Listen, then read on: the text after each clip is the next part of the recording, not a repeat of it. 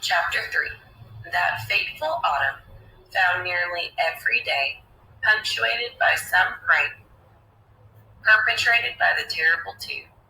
September 30th. The Big Chirp. October 15th. The Cafeteria Calamity. But let's look closely at that parade of practical joking. That was November 10th, better known as Yanni Valley.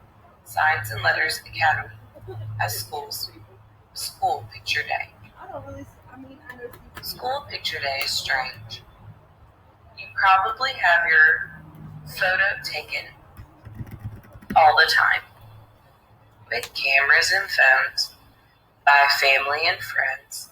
Still, once a year, you will be asked to carefully choose an outfit, solid colors, and medium to dark shades for that timeless look.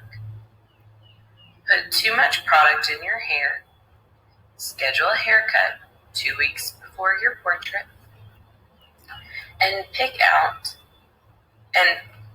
one of 4 backgrounds. Harvest Sunset, brown. Pacific Breeze, blue. Candy Apple, red. And Forest Trail, green. All 4 backgrounds will have a hazy white spiral running through them. So your picture will look like it was taken inside a wizard's cauldron.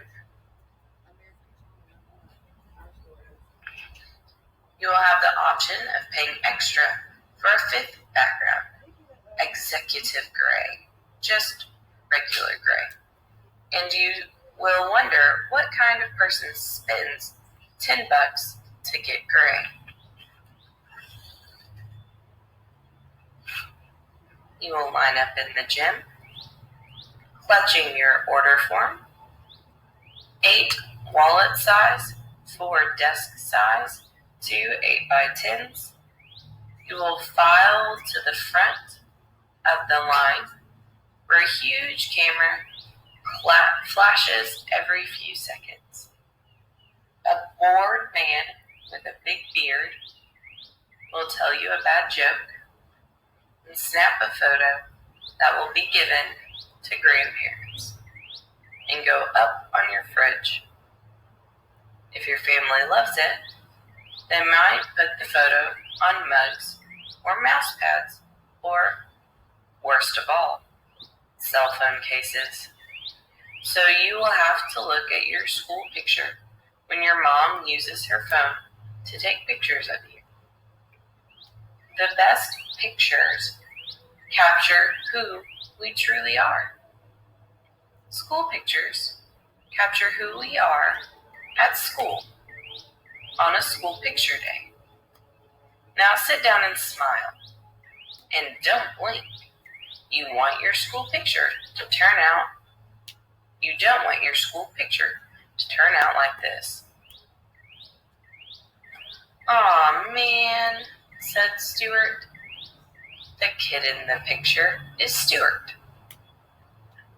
I think I blinked.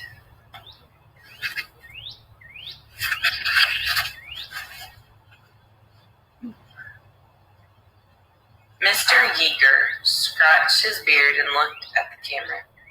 Yes, he said, you blinked. That always happens to me, said Stuart. I get freaked out about the flash. Let's try this again, said Mr. Yeager. Say Munster. Aw, man, said Stuart. Now I think I had my eyes closed the whole time. We'll try one more. Say Munster.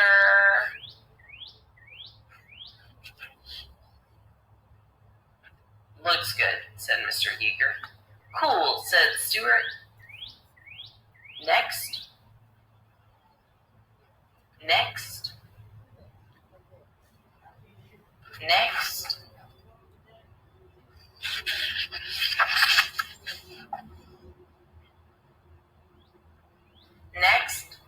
Can I have your order form? Asked Mr. Yeager. I don't have an order form, said Holly Rash. Did you forget it at home? No, I don't really like having my picture taken. Then why did you wait in line? I have to get one, said Holly. I'm the class president. Next.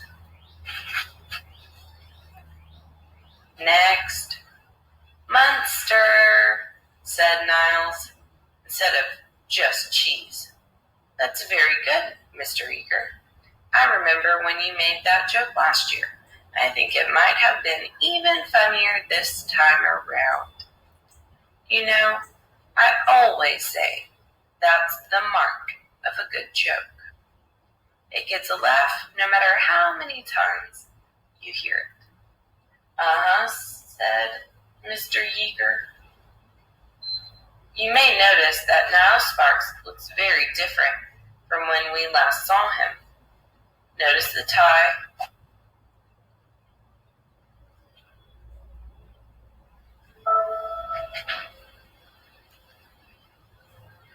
Notice the well-combed hair.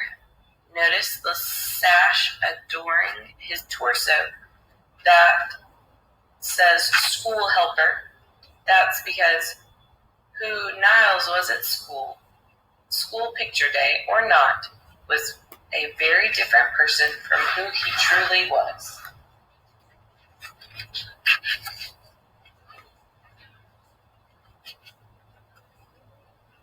Dreaming about pranks, but what you don't know, unless you've read The Terrible Two, in which case, hello again, and feel free to skip the rest of this sentence, is that Niles Sparks avoided suspicion by pretending to be someone else. You'll notice I put all my activities on my order form, Mr. Yeager. Niles indicated a neatly written list in the lower right corner of the sheet. School helper, of course, but also captain of the safety patrol, lieutenant of the safety patrol. Well, technically all the officers of the safety patrol. Really, the only member of the safety patrol, besides Miles, who's just a cadet, although I'm urging him to show more initiative. I'm also president of the Student Behavior Committee, chair of LADs, which is an organization I invented to ensure this is really more of a thing for whoever runs your yearbook, said Mr. Yeager. He popped a piece of gum in his mouth and gave Niles a tired look.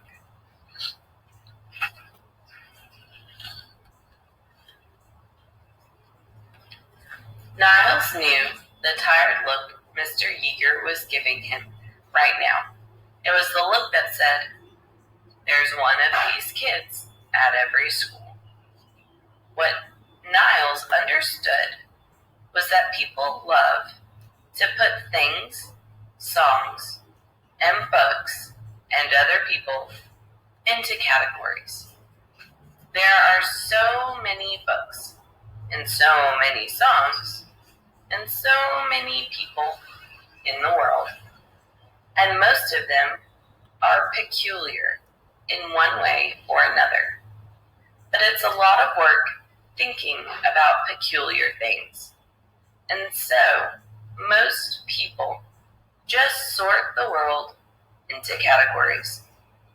Loud songs or funny books. And then they don't have to think about these things anymore. Niles Sparks didn't want people thinking about him. He believed the best pranksters were invisible. And so, every school day, Niles played the kiss-up, the toady, the persnickety twerp.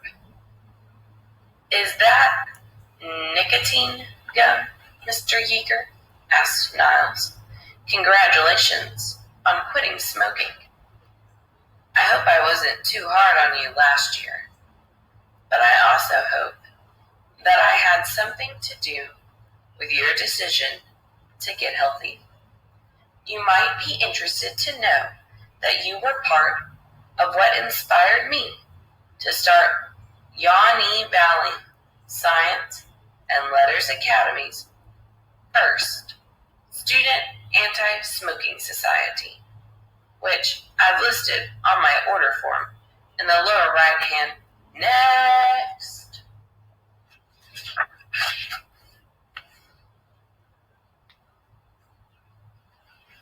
Get your hands away from me, Josh, Miles said. You're sick. No, I'm not, Josh said, then coughed. Josh, said Miss Shandy, no bunny ears. Josh Barkin patted Miles Murphy's head and turned to their homeroom teacher. Sorry, Miss Shandy, but I think there's been a misunderstanding. You know how my dad, your boss, hates when students have messed up hair in their school pictures. I was just trying to fix the new kid's hair. I've been here for a year, Josh. It was exactly what the new kid would say. And even though Miles Murphy had been in Yawny Valley for a year, he was still the new kid. When students talked about the field trip 4 years ago,